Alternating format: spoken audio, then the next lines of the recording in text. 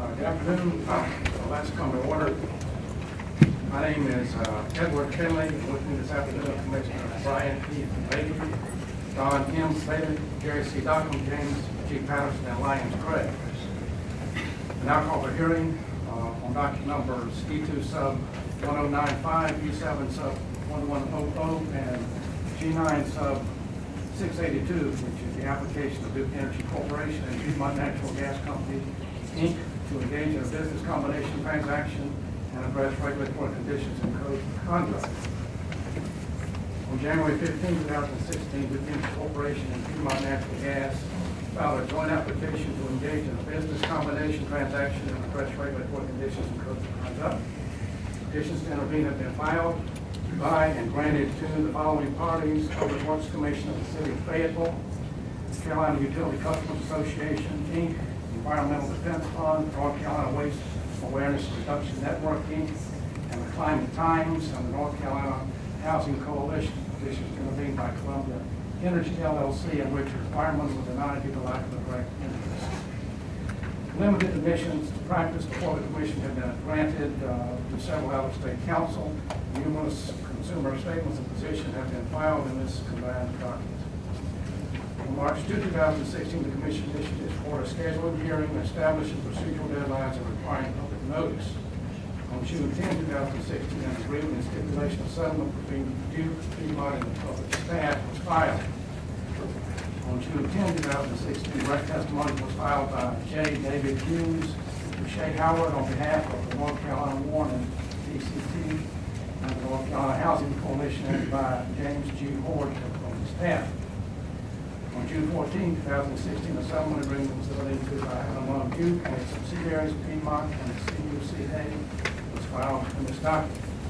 On June 16, 2016, applicants filed a motion to strike the testimony of NC1 witnesses Hughes and Howard and to limit cross-examination of applicants' witnesses and introduction of evidence to matters relevant to this document. On June 21, 2016, a settlement agreement entered into by and Duke and subsidiaries, Piedmont and EDF, was filed in this document. On June 28, 2016, direct testimony was submitted by Samuel Gunter on behalf of NC1 and DCT and the North Carolina Housing Coalition. Also on June 28, 2016, the commission issued an order striking from the record certain testimony of witnesses Howard and Hughes and delaying the decision on the motion in limine until expert witness hearing in the document. On July 1, 2016, supplemental testimony was filed by Bruce Barclay on behalf of Piedmont. On July 6, 2016, the commission issued an order regarding procedure for public hearing outlining the main procedural guidelines to be observed to facilitate full and fair opportunity for all public witnesses to participate in the hearing. A minor amendment to the agreement and stipulation of settlement by and between Duke, Piedmont, and the public staff was filed on July 15, 2016, showing a change in merger-related cost savings. Supplemental testimony of Piedmont witness Bruce Barclay supporting this amendment was submitted by the city today. In compliance with the State Ethics Act, I remind all members of the commission that Duke can avoid conflicts of interest in part of any member of the commission has no conflict of interest with regard to matters coming before us this afternoon. There will be no conflict, so we will proceed, and I will call on parties to announce their appearances, beginning with the applicants. Good afternoon, Mr. Chairman, members of the commission. My name is Jim Jeffries. I'm with the law firm Warren Van Allen. I'm here on behalf of the applicant Piedmont Natural Gas Company. Good afternoon, Mr. Chairman, members of the commission. I'm Bo Summers, Deputy General Counsel for the Energy Corporation. Good afternoon, Mr. Chairman, members of the commission. I'm Coach Joe Gartitego, Senior Vice President, State and Federal Regulatory Legal Support for Duke Energy. Good afternoon, Mr. Chairman, members of the commission. I'm Robert Page here in Raleigh. I represent the Carolina Utility Customers Association. We are an intervener and have entered into a stipulation agreement of settlement with Duke and Piedmont. Good afternoon, I'm James West. I'm appearing on behalf of the City of Fayetteville Public Works Commission. We're interviewing, please. May it please the commission, my name is John Rumpel, representing NC Warren, the Climate Times, and the North Carolina Housing Coalition. Elizabeth Culpepper with public staff, appearing on behalf of the Museum and Consumer Public.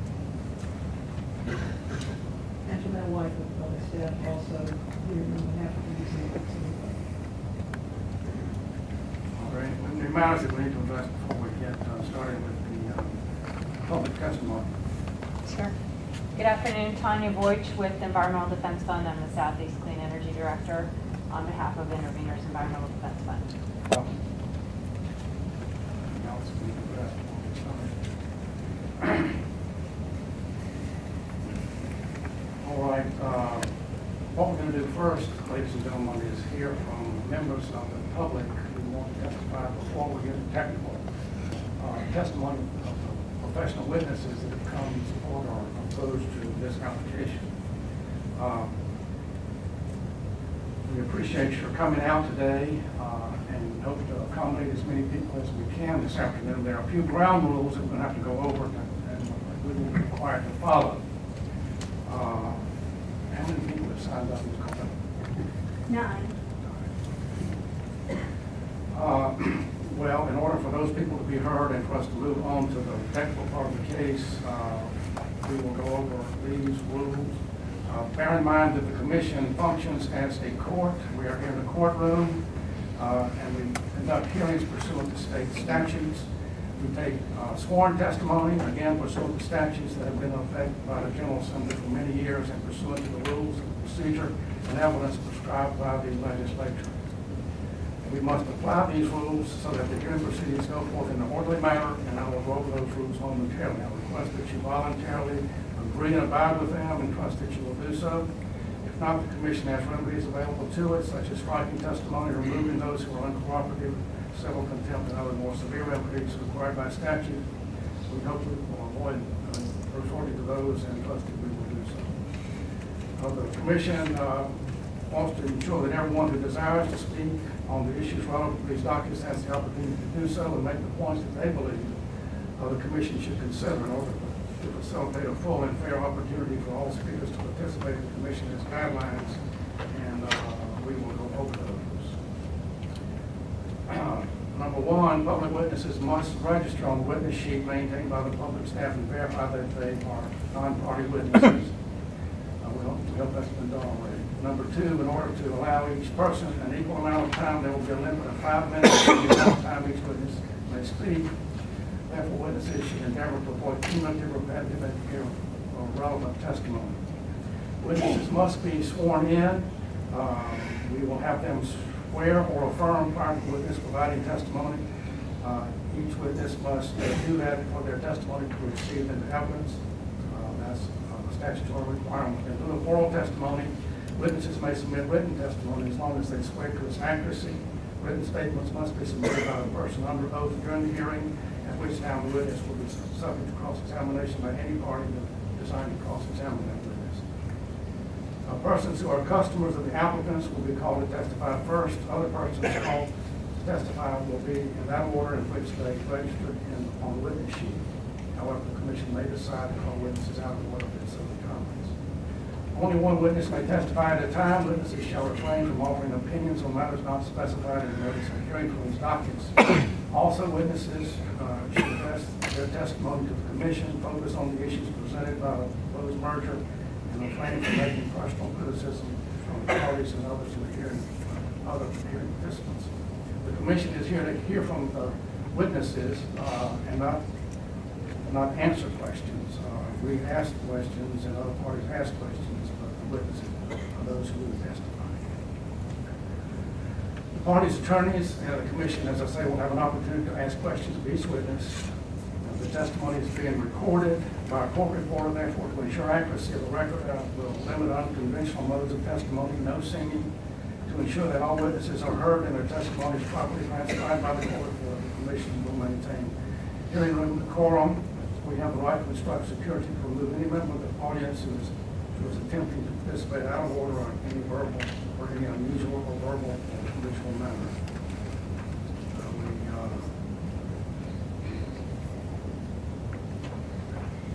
Usually the cross-examination by the witnesses is somewhat limited, so we can move on to the technical part of the case. But we hope you feel welcome and are anxious to hear from you. And now I will call on Ms. Culpepper to call the first witness. Ruth South. followed by John Wagner.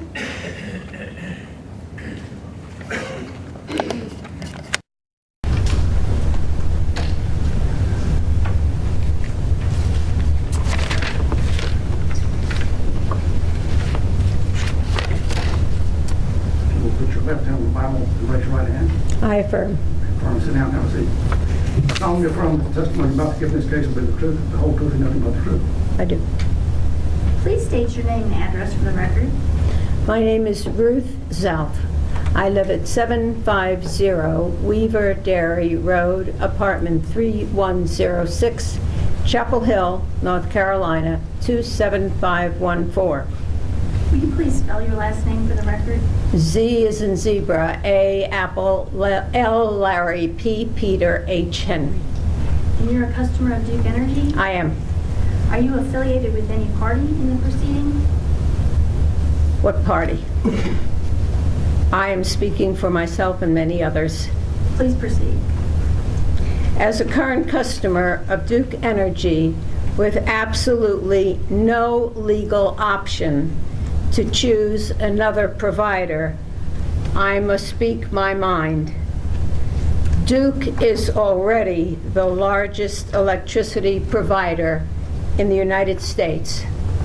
Allowing a merger with Piedmont Natural Gas makes Duke a mega monopoly with tremendous power, benefiting only Duke and its shareholders while hurting its customers.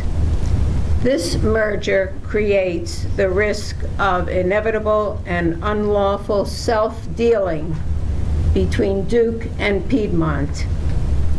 I understand that Duke will need to build 15 to 20 new gas plants and a gas pipeline, yet they have shown no evidence that I see that North Carolina requires this kind of gas-based expansion to provide for our anticipated power needs.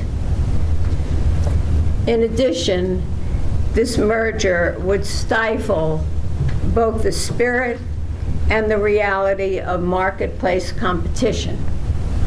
When you have a number of companies and they all want a piece of the pie, you have competition and you have innovation. This might advance new technologies in the harnessing and delivery of cleaner, non-toxic, and sustainable energy that can reduce global warming and save our planet. I speak for many others in demanding that this merger not be permitted to go forward, and we will not hold our peace or be silenced. In a democracy, people must speak their mind to power, even though it may not be acceptable to some.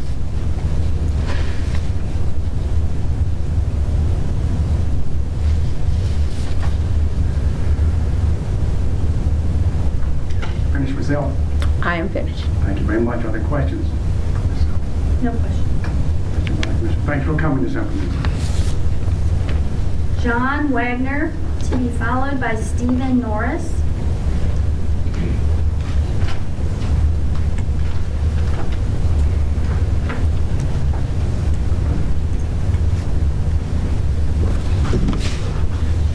Affirm or swear on the Bible? Affirm?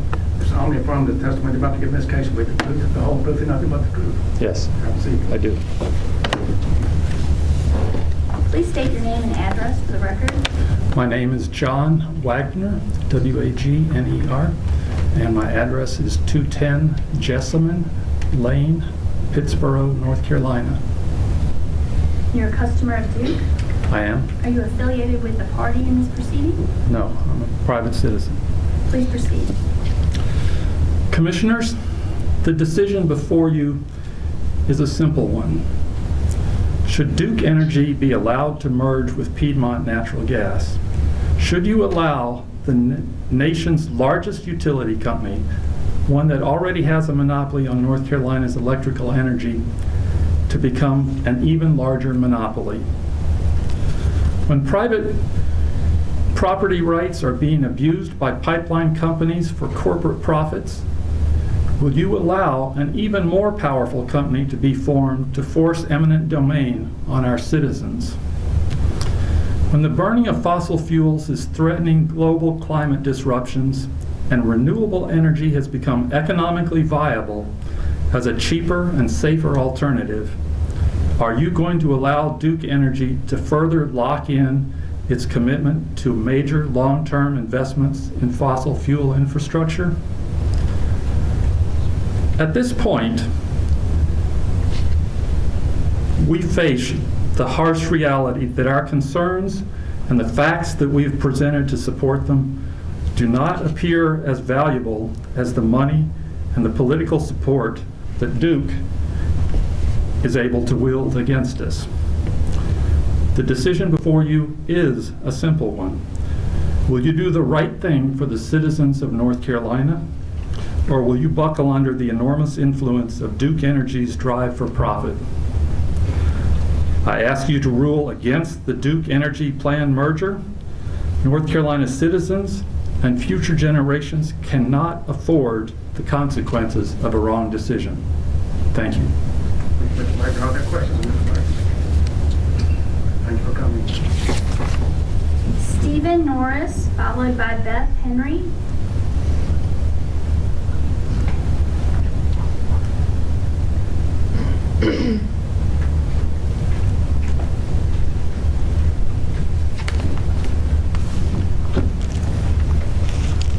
Can I remain standing? You like?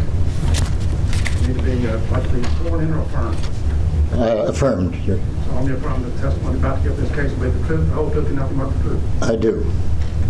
Please state your name and address for the record. My name is Dr. Stephen Norris. My address is 372 Sharon Road, Fairview, North Carolina. You're a customer of Duke. I am. Are you affiliated with the party in this proceeding? No. Please proceed with your statement. I want to start with a quote by someone most of the people in this room know, former Duke CEO Jim Rogers. In congressional testimony 9 years ago, Mr. Rogers said, "When faced with a difficult decision, like the commission is today, I try to apply the grandchildren's test. I look at my grandchildren and I ask myself, will the actions I take today create a better life for them and their children tomorrow? When they are grown, will they look back with pride on the decisions their grandfathers made, you, me, to help ensure a brighter future for them and generations to come?" This, in my mind, is an incredibly serious test that CEO Jim Rogers laid out 7 years ago. As you know, 7 years ago, climate change was not as bad as it is today. 7 years ago, we had approximately 375, 380 parts per million of carbon in the atmosphere. Right now, we have at least 404. Some people think it's 408.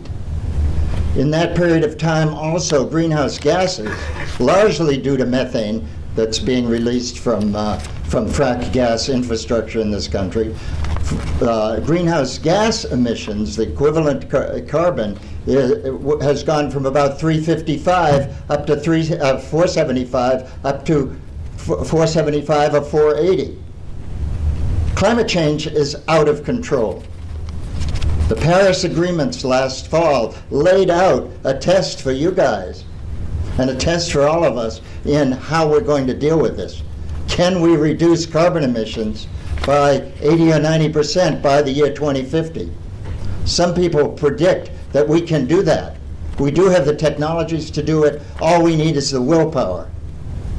The problem, as I see it, is that this commission, that Duke Energy has refused to buy into this, and that this commission has basically been captured by, like a lot of other regulatory commissions in the country, have been captured by Duke Energy and other utilities in such a way that your hands may feel like they're tied.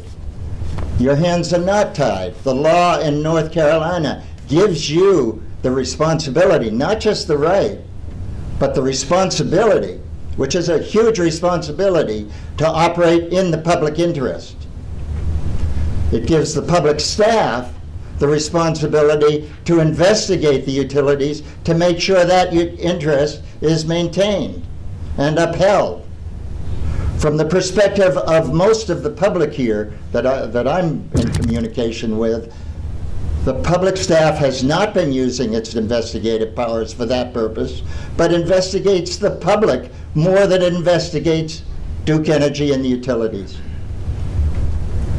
And at the same time, the commission is regulating the public as much or more than it's regulating the utilities. Democracy has been stood on its head, which means that we, the people, our voices are not heard. This is not just a tragedy for democracy.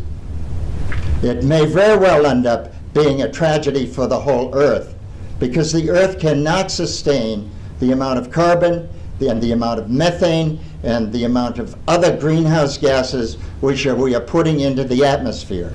That is crystal clear. The science is clear, the Paris agreements were clear, and it's clear to those of us who pay attention to the weather patterns around the world right now, and not just weather, of course, but wildfires, drought, and so on. So I have great-grandchildren. I don't know if any of you do, but I have great-grandchildren. I also had a granddaughter born a year ago. I take her future very seriously. I also worry about whether she will have a planet as beautiful as the one I got to grow up in for the last 73 years, as beautiful a planet as I had in 2075 or 2080 or 2090. And I hold you folks responsible for ensuring that my granddaughter, Evangeline, will have that opportunity. Thank you very much. Thank you, Dr. Norris. Questions? Yes. Questions?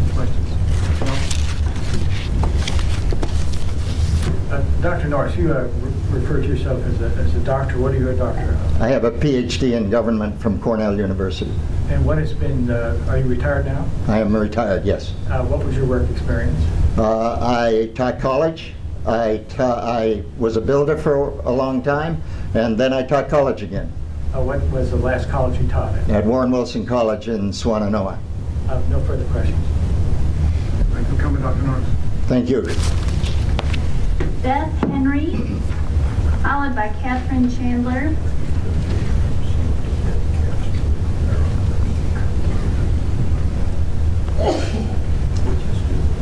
Ms. Henry, affirm or swear? Affirm, please. So I'm going to affirm the testimony about to give in this case with the truth, the whole truth, and nothing but the truth. Yes, I do. Please state your name and address for the record. Beth Henry, 3066 Stony Brook Road, Charlotte, North Carolina. And you're a customer of both Duke and Piedmont? Yes, And you're on the board of NC Warren? I am, but I'm just speaking for myself today. Please proceed. I've spoken here many times, but I've never said anything about my credentials. But since Steve said he's a doctor, in the hopes that you'll listen to me today, I'll say I was a partner with Kilpatrick Stockton Law Firm. I graduated Phi Beta Kappa from Wake Forest, editor-in-chief of the Wake Forest Law Review, and even made a perfect score on the LSAT, for what that's worth. So back then, anyway, I had some brain cells. I've lost a few since then. But I have devoted a lot of time in my retirement to studying about the climate crisis, and I've read much of the docket in this case. The Commission's three-prong test that is laid out has a third prong, and I don't think the merger meets that test. To me, the merger does not result in sufficient benefits to offset the potential costs and risks. First of all, to me, some of the supposed benefits are really costs or harmful. Duke says it will be positioned to grow its natural gas platform. It's already positioned to do that. It's already planning to do that. And with the climate crisis getting so much worse, building more fossil fuel plants is crazy. Duke can already compete for capital. They don't need to buy Piedmont to compete for capital.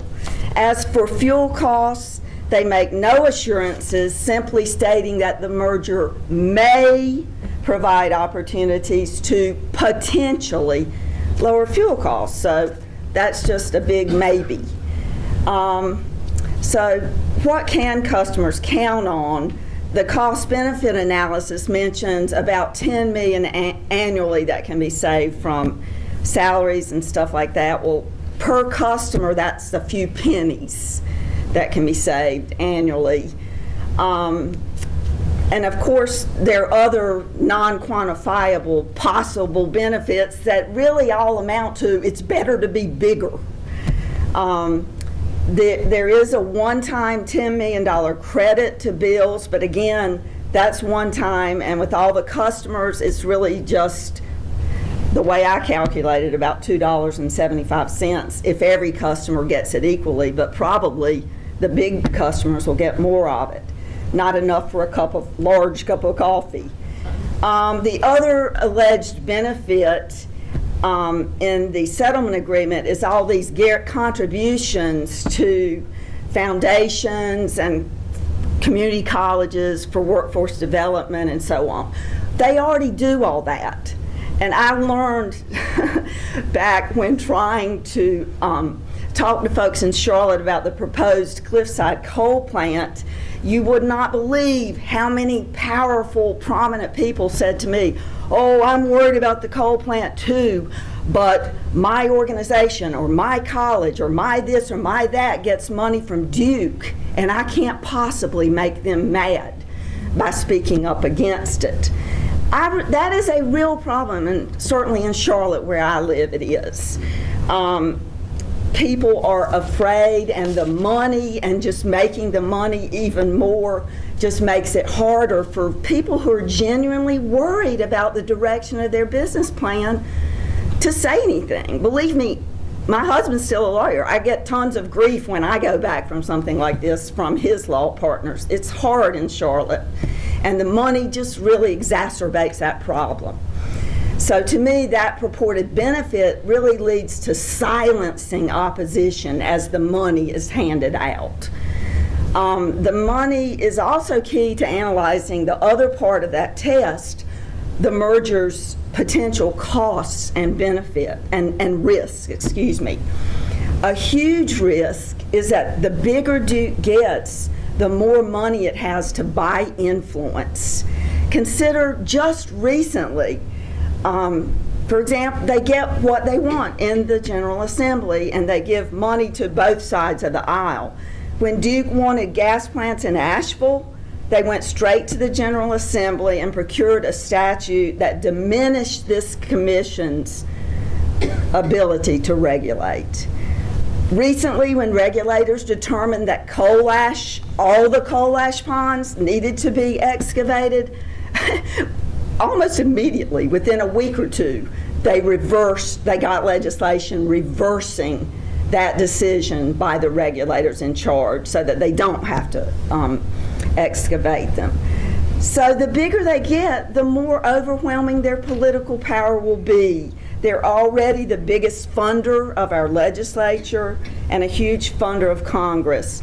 Duke already largely determines energy policy and even writes the laws, giving them more power at this crucial time risks severe harm to North Carolinians, to our democracy, and the future. This foreseeable harm outweighs any benefits of what potentially may happen that's good. Let's wrap it up, Ms. Henry, please. Is that 5 minutes? Yes, ma'am. Okay, may I just wrap up ma'am. a couple more sentences? The future of life on Earth does hang in the balance, and we all hate to face it, but if you read scientists and face reality, it's true.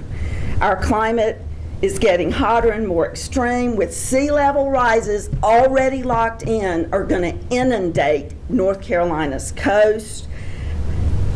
There will probably be failed states and massive immigration. You folks are in a position to do something about it, and I would just urge you not to allow Duke to double down on dangerous fossil fuels, but to do what you can to get them to turn in a direction that protects our state and our children and grandchildren. Thank you. Have a seat, Ms. Henry. I'm sorry. Okay. Ms. Henry. No question. Now, that's please not class. Thank you for coming, Ms. Henry. Thank you. Catherine Chandler, to be followed by Andrew Hernandez.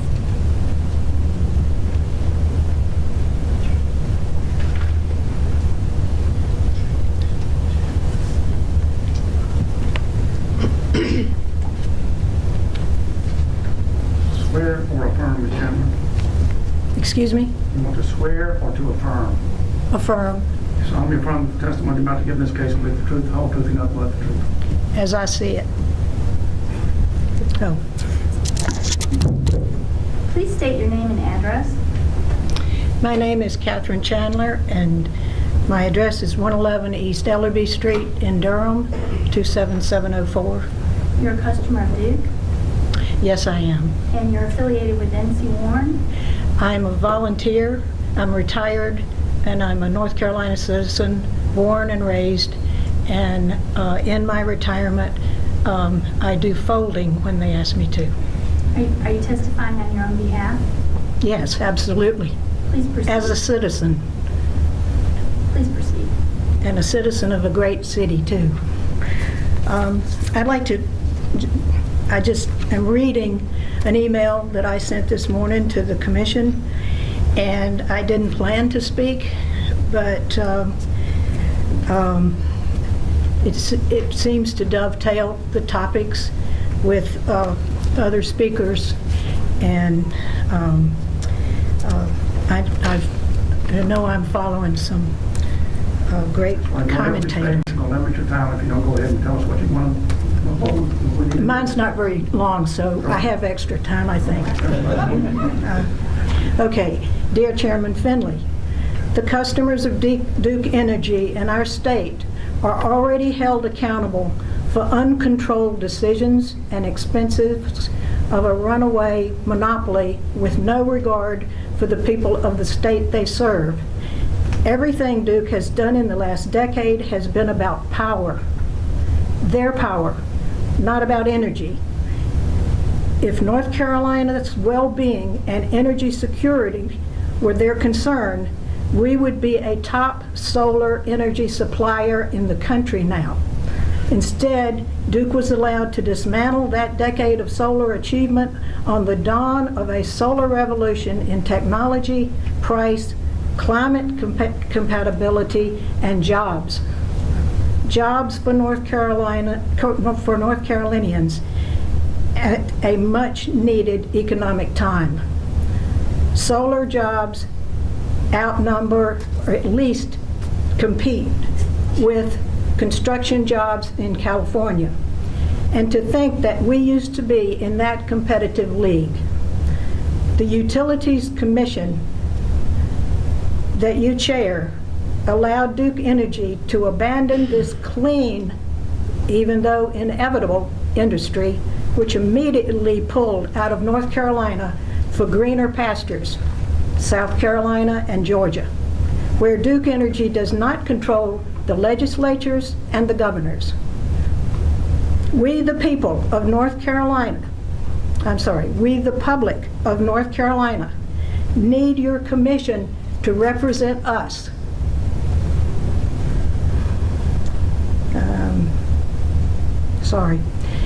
This is your mission and your assignment.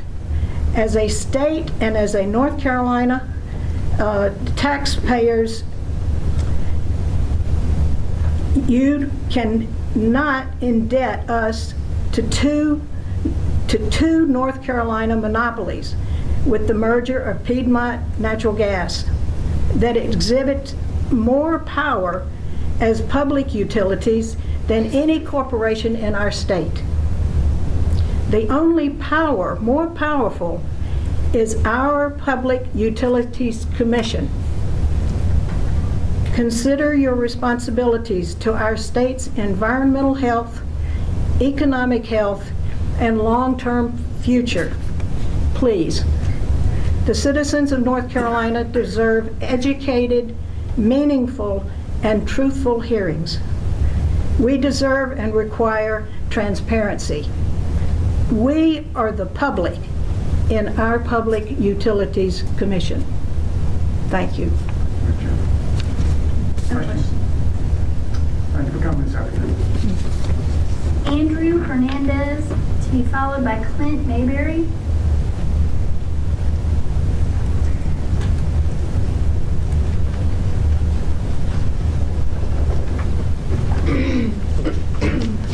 I'd like to be affirmed. All right, you solemnly affirm that the testimony about to give this case will be the truth, the whole truth, and nothing but the truth. Yes, sir. All right. Please state your name. State your name and address for the record. Andrew Hernandez, 100 Amber Glow Place. I'm sorry. 100 Amber Glow Place. City. Cary. And you're a customer of Duke. Yes, ma'am. Are you affiliated with the party in this proceeding? No, ma'am. Please proceed. All right. Hello, Commissioners. My name is Andrew Hernandez, and I speak today as a concerned customer of Duke Energy, as well as a student of North Carolina University. Duke Energy, for the 5th time in a row, has settled the case behind closed doors with absolutely no input from the public. This time, it has become a habit of Duke Energy. That is, the systematic silencing of anyone who may raise any legitimate questions about their operations.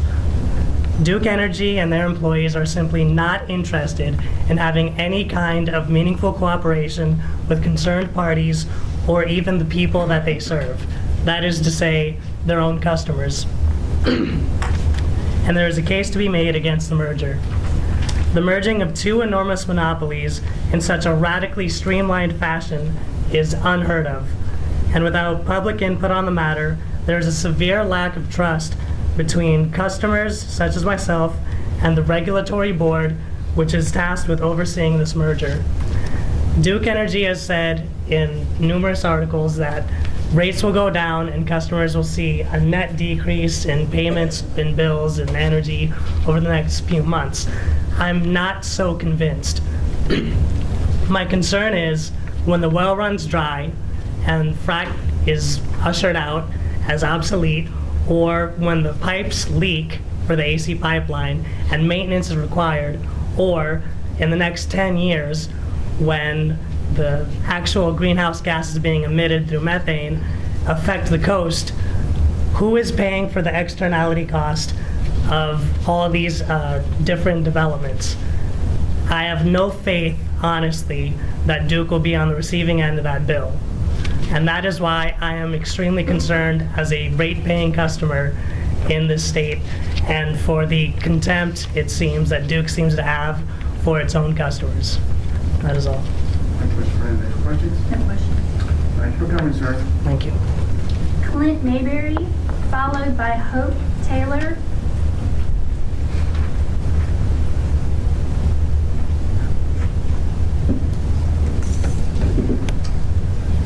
Swear or affirm, Mr. Mayberry? I would prefer to affirm. Solemnly affirm the testimony about to give this case will be the truth, the whole truth, and nothing but the truth. Yes, sir. Please state your name and address.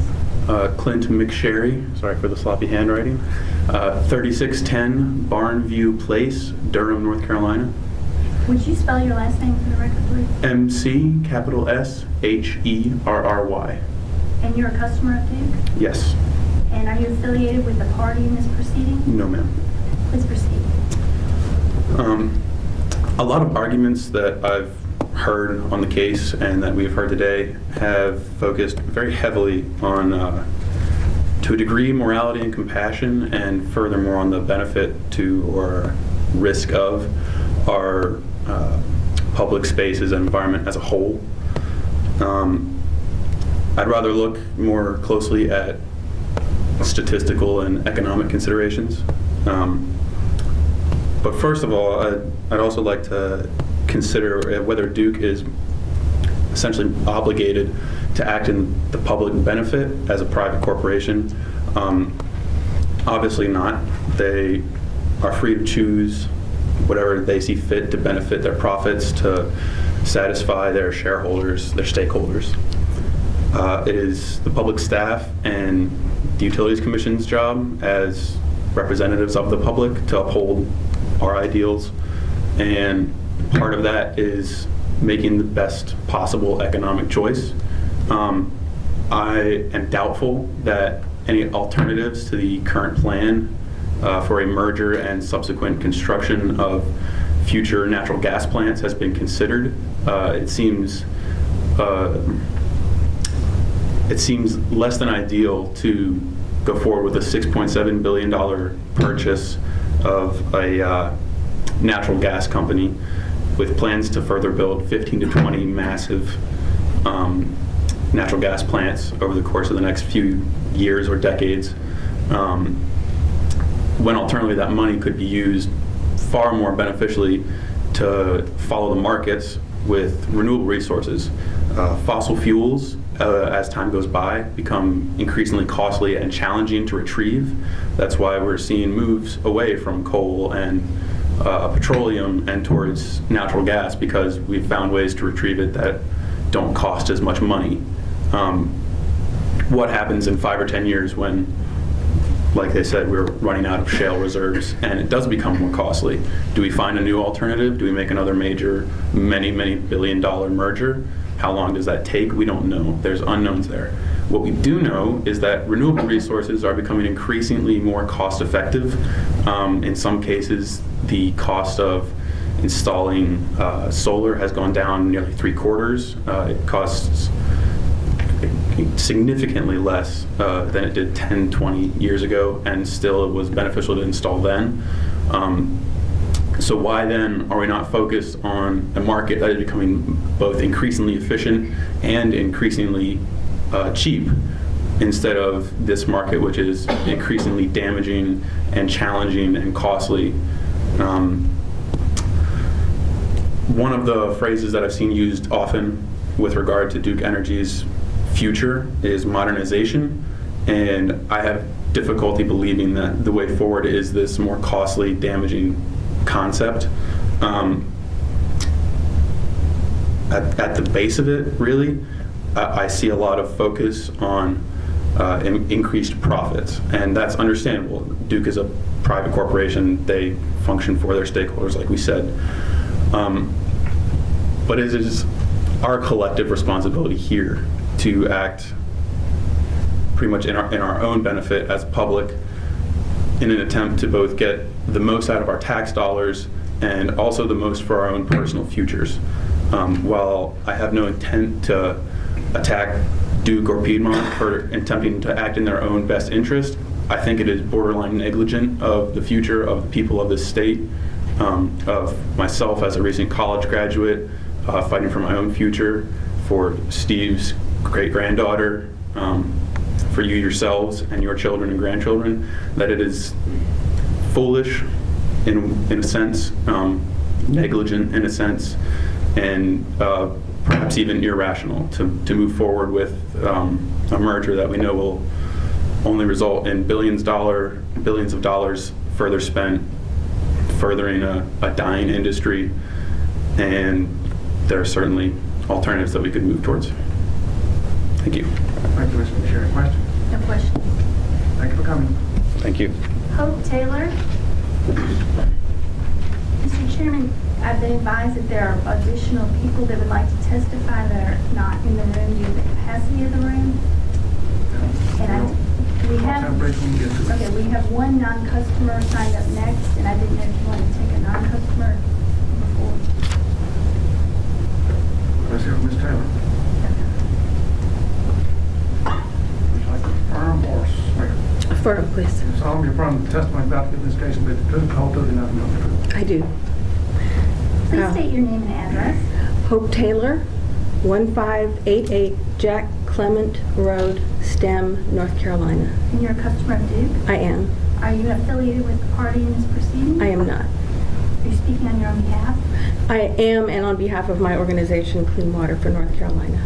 Please proceed. So I'd like to speak first as a residential customer, then as a physical scientist and environmental justice advocate on behalf of Clean Water for North Carolina, our members and allies across the state in the more general public interest. First, I object to this merger as it would intensify the profitability in an unjustified way and accelerate the construction of gas pipelines such as the Atlantic Coast Pipeline in North Carolina. As a customer, I would forcibly become an even deeper funder of such a pipeline that would, according to numerous economic studies, be built predominantly not at the risk of shareholders, but at the risk of ratepayers.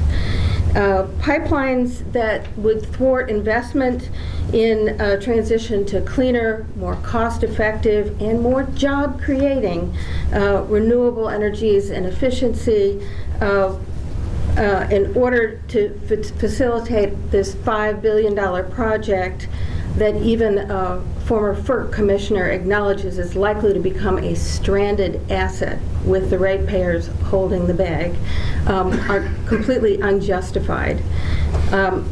Next, I would like to talk as a physical scientist and an environmental justice advocate on behalf of Clean Water for North Carolina. In 2010, 2011, one could have been justified in believing that there was a climate benefit or other environmental benefits to a major transition to natural gas.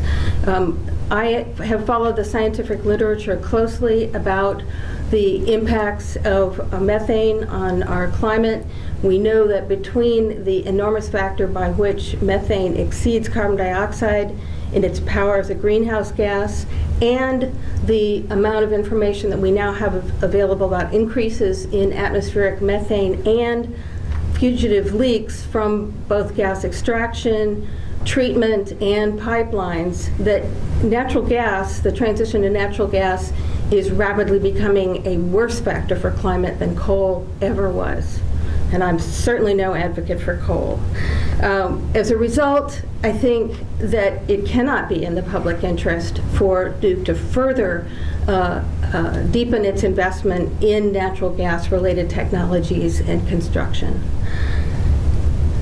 Finally, as an environmental justice advocate, it's important to realize that pipeline construction already has disproportionate impacts on lower income communities, predominantly rural.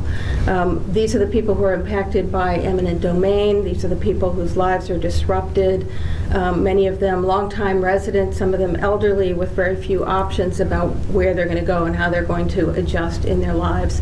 But in eastern North Carolina, we have a particular environmental justice situation where not only the poverty rates, but the percentage of people of color in at least 7 of the 8 counties through which the Atlantic Coast Pipeline would pass are predominantly African American with significant Native American and Latino populations.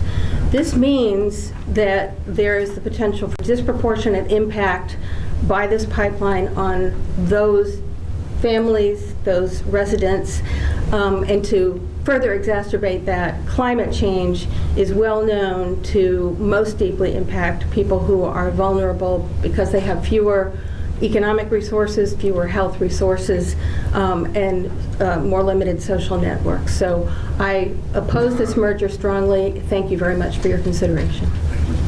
Questions, Ms. Tess? No questions. All right, let's just pick on who in the room is they're not customers. They came here first, and I'll be entitled to be heard. Richard Fireman.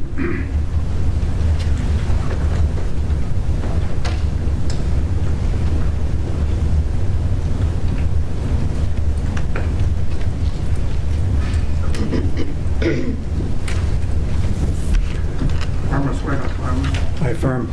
Solemnly affirm the testimony about to give this case will be the truth, the whole truth, and nothing but the truth. Yes, I do. Please state your name and address for the record. Richard Fireman, 374 Laughing River Road, Mars Hill, North Carolina, 28754. And you are not a customer of Duke? I am not a customer of Duke. And you are a member of NC Warren? I am a member of NC Warren, but I'm speaking as a member of the public. Please proceed. Thank you. Before I start my remarks, I want to submit 4 items for the record. First is a study called Global Impacts of Global Warming on North Carolina's Coastal Economy, written by staff at Duke, UNC, Wilmington, Coastal Carolina University, excuse me, and ASU. Second is a report of a study by the Academy of Risk Management and Insurance, citing recent evidence of sea level rise of up to 9 feet by 2050 to 2060, nearly double the rate of estimated 4 feet by 2100. NOAA scientists recently commented on the data by saying, the latest field data out of West Antarctica is a oh my God kind of thing. And a news article by a World Bank study that says climate change puts 1.3 billion people at risk and $158 trillion at risk. Duke Energy, the public staff, and the commission have managed to keep me officially out of these proceedings as an intervener by claiming I have no substantial interest in the merger. But as this information about climate describes, every North Carolina resident has a substantial interest in the merger, especially those that live in the 18 counties that abut the water of North Carolina. Our collective risk for centuries and millennia to come will be biblical in nature, and the cost to our people and landscape immeasurable. When the merger is approved by the Commission, Duke Energy will derive most of its profit from building out a natural gas infrastructure that will help heat our state and planet to dangerous and inhospitable levels, destroying the society to which human culture is ill-adapted. By failing to consider the consequences, risks, and social and environmental costs in their analysis, the public staff has failed its mandate under our Constitution to protect the public welfare for both current ratepayers and all future generations. The public staff and commission have failed to understand our Constitution when it states, "We the people of the state of North Carolina, grateful to Almighty God, the sovereign ruler of nations, for the preservation of the American Union and the existence of our civil, political, and religious liberties, and acknowledging our dependence upon Him for the continuance of those blessings to us and our posterity, do for the more certain security thereof, and for the better government of our state, ordain and establish the Constitution." The public staff fails our posterity, our children and grandchildren, and their certain security. It gambles over 2,000 square miles of coastal property, our public health, our fisheries, our forest, our agricultural lands in perpetuity against low electric rates for a few years due to the low dollar cost and apparent abundance of natural gas in the present. This is a risk that fails the test of both common sense and the legal, fiduciary, and moral intentions of the laws and regulations under our Constitution. Chairman Finley and some members of the commission know that I'm a retired medical doctor. When I began my medical practice in 1969, the standard of care for people with heart attacks was bed rest. That was where medical science stood 47 years ago. If I practice medicine by ignoring up-to-date science, the way the public staff and you evaluate this merger and its risks, I would have lost my medical license years ago. Cost, risk, benefit analysis of the utility sector 47 years ago could not have included the social and environmental cost of fossil fuels and climate change. Yet 47 years later, you consciously choose to keep your head in the sand and refuse to do what any responsible public servant should do. Consider all the relevant facts and data as the public staff claims it would do in a letter of May 13th of this year, sent to Frank Berry of Morganton, North Carolina. It should be in the record. It already is in the record. In the public staff's own words, this is what it stated on how it would evaluate the merger. The transaction will have no adverse impact on the utilities of North Carolina's retail ratepayers. Consumers are protected as much as possible from potential costs and risks related to the transaction, and that there are sufficient benefits from the transaction to offset such costs and risks.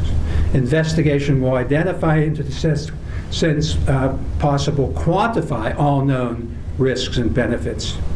You have failed to quantify those risks. Let's wrap it up, Dr. Fineman. I have just a few more sentences. Under 62-2, you're supposed to encourage and promote harmony between the public utilities, their users, and the environment. You're supposed to diversify resources. You're supposed to provide increased energy security by using indigenous energy resources available, and promote private investment in renewable energy. I have no hope that you will do what you ought to do. I can only guarantee as a citizen, and as many as the people I know in the room around the state, will continue to fight for energy democracy in North Carolina and for regulators and regulations that protect us, our children, and our grandchildren. Thank you. Questions for Dr. Fineman? No questions. All right, he's bought some exhibits there. Let's mark those for identification as Fireman Exhibit Number 1.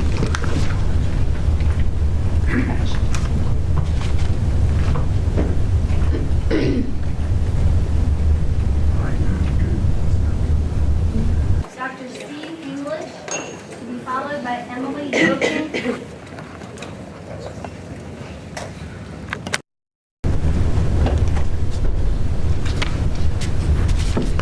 Swear or affirm, Mr. English? Affirm. You solemnly affirm the testimony about to give this case will be the truth, the whole truth, and nothing but the truth. I do. Please state your name and address. I'm sorry.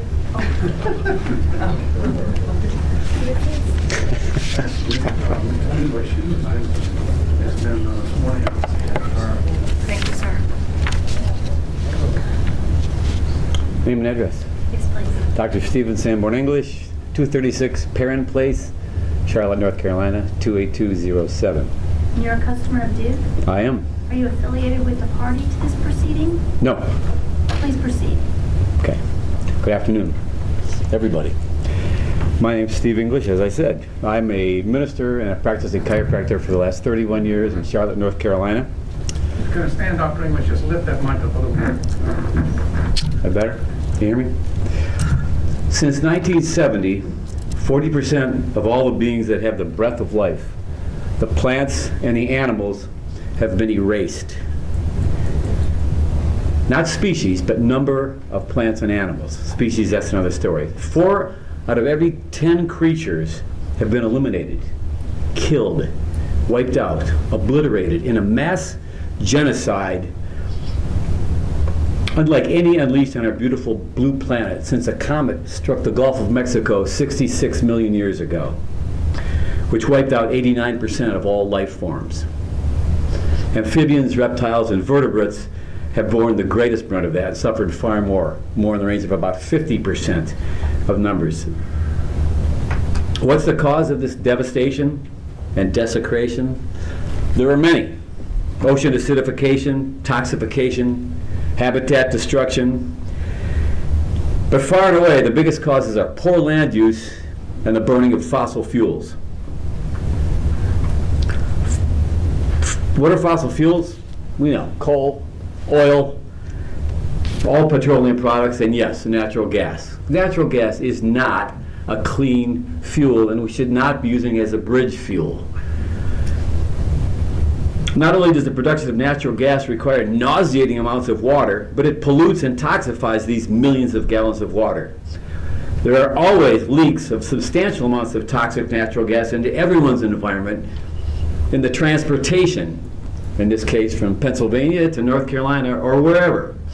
Hydraulic fracturing or fracking causes and has already created thousands of seismic events, earthquakes, measured. One area of Ohio had never had a seismic event since we've had the tools to test it until they started fracking in southeastern Ohio. In the next 2 years, there were 164 measured earthquakes. When they stopped fracking, there were no more earthquakes. Now, I know we're talking about maybe up in Pennsylvania, so not in my backyard, but you know what? That's somebody else's backyard too. So, seismicity causation, this is called. The scientists have done their job. The overwhelming evidence is in, and that is that climate change in our ever-warming world is caused by the burning of fossil fuels. So what do? Well, we can start here.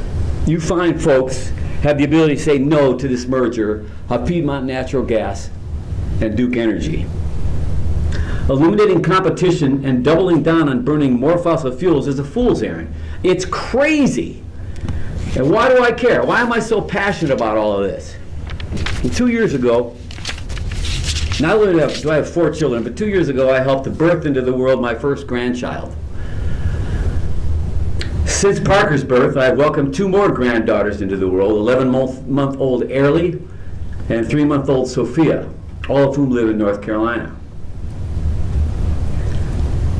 Likely current scenarios predict that by the time these 3 reach middle age, we'll have lost about 50% of all species on this planet. That's permanent extinction forever. How can we not do everything to stop the destruction and co-create the possibility of this planet to thrive? There are 2 basic broad categories of how we show up on the planet. One is extractive, where we continue to strip resources, blow up mountains for coal, and extract. Fracking or hydraulic fracturing is one of these. The other is generative, wherein the activity or production is renewable, clean, and helps the planet thrive and give it an opportunity to regenerate. Solar and wind power are examples of this. So I need to look at my granddaughters with that unquestioned, unconditional, and I bet some of you people have, as all of us, have granddaughters, grandsons, sons, nieces, nephews. We gotta care about what kind of a planet they live into. So what I'm offering here is a new Declaration of Independence from Kathleen Dean Moore. And that is that all beings have a right to a healthy and life-sustaining planet, and this right overrides the presumed right of the few to plunder the common heritage and destabilize the Earth's future without restraint. Please, for your children and your grandchildren of all species, say no to this merger. Thank you. Thank you, Dr. Any questions, Dr.? No questions. See you again, Dr. Emily Wilkins.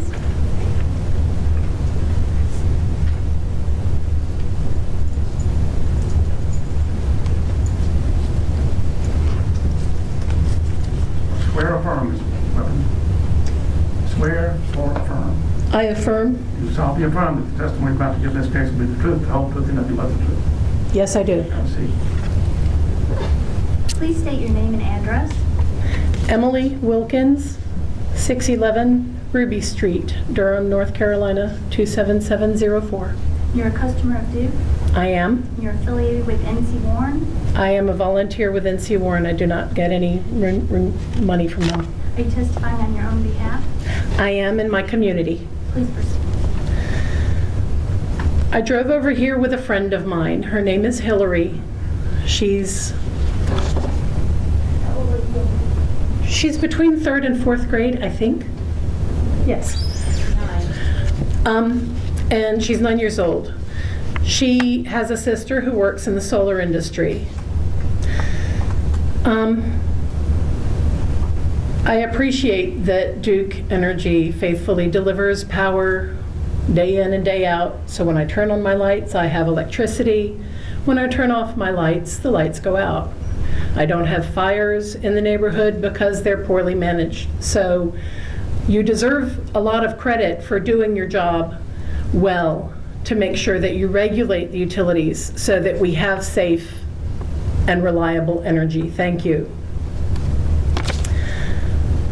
I read through your job responsibilities. No, I didn't. Hillary read through the job responsibilities online as we were driving over here because I wanted her to understand what your job is and why all these people are gathered here today and why you're spending your time listening to everybody. She asked a question, and I'm going to ask on her behalf. What does promote the inherent advantage of regulated public service mean? It's in your responsibility, so please tell us what that means. I think you missed the instructions, Ms. Wilkins, because you weren't here when we started. We listened to you, and we don't answer questions at this stage. Go ahead. Thank you. Another question on my behalf: why does your mandate, the last of the mandates, include extending natural gas to underserved customers throughout North Carolina when other sources such as solar are safer to expand? So I just need to understand why that's so. I also need to understand and want to learn from whatever sources I can how I can implement community solar in my community, which has the disadvantage or advantage of having a whole lot of tall trees that block solar from my roof and from her roof and from other roofs in our neighborhoods.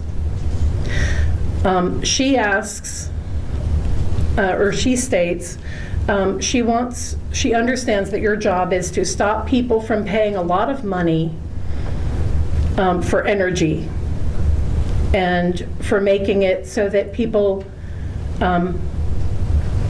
if they waste energy, that they should be charged more.